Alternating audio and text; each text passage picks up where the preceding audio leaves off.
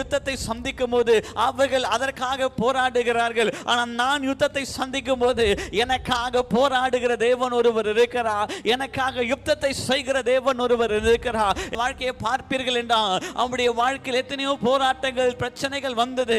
சுய பலத்தினால மேற்கொண்டார்கள். சுய பலத்தினால் அவர்களால் மேற்கொள்ள முடியல.